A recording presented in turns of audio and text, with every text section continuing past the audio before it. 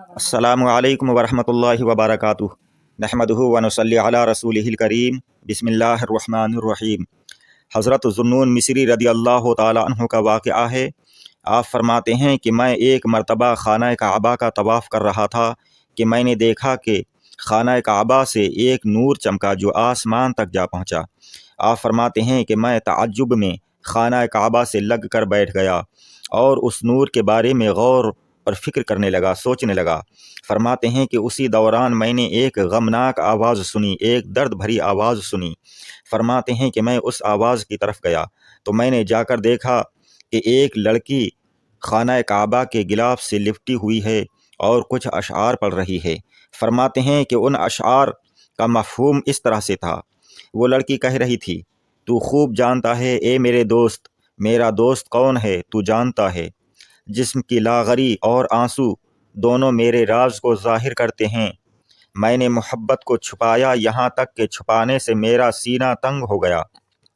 حضرت ذوالنون مصری رضی اللہ تعالی عنہ فرماتے ہیں کہ اس کی یہ باتیں سن کر میں رو پڑا، مجھے رونا آ گیا۔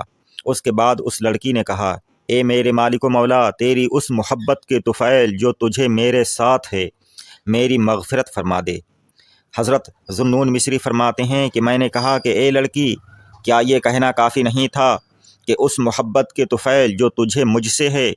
اس پر لڑکی نے کہا کہ اے ذوالنون، میرے پاس سے چلے جاؤ، کیا تمہیں نہیں معلوم کہ اللہ تعالیٰ کے کچھ ایسے بندے ہیں جو اللہ سے محبت کرتے ہیں اور اللہ تعالیٰ ان سے محبت فرماتا ہے، اور ان کے ساتھ اللہ کی محبت ان کی محبت سے قبل ہوتی ہے۔ کیا تم کو اللہ تعالیٰ کا یہ ارشاد معلوم نہیں؟ فَسَوْفَ يَأْتِ اللَّهُ بِقَوْمٍ يُحِبُّهُمْ وَيُحِبُّونَهُ، یعنی اور عن قریب اللہ ایسی قوم لائے گا جس سے اللہ تعالیٰ محبت فرمائے گا اور وہ اللہ سے محبت کریں گے۔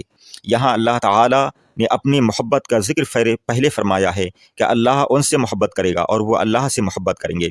لڑکی نے کہا کہ دیکھو، یہاں اللہ کی محبت مقدم ہے اس محبت سے جو انہوں نے اللہ سے کی۔ حضرت ذوالنون مصری نے کہا کہ اے لڑکی، تمہیں کس طرح معلوم ہوا کہ میں ذوالنون ہوں؟ اس پر لڑکی نے کہا کہ اے غلط اندیش، جب دل نے میدان اسرار میں جست لگائی تو میں نے تمہیں اللہ کی معرفت سے پہچان لیا۔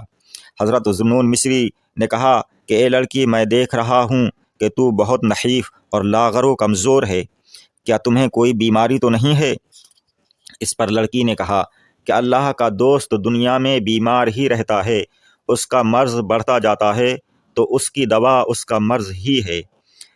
یوں ہی جو اللہ کا محب ہوتا ہے اس کے ذکر سے سرگرداں رہتا ہے یہاں تک کہ اس کا دیدار کر لے۔ اس کے بعد لڑکی نے کہا کہ اے ذوالنون، اپنے پیچھے دیکھو۔ حضرت ذوالنون مصری فرماتے ہیں کہ میں نے پلٹ کر پیچھے نظر کی، پیچھے دیکھا تو وہاں کوئی نہیں تھا۔ اس کے بعد میں نے اس لڑکی کی طرف دیکھا تو وہ لڑکی بھی وہاں نہیں تھی، معلوم نہیں کہاں چلی گئی۔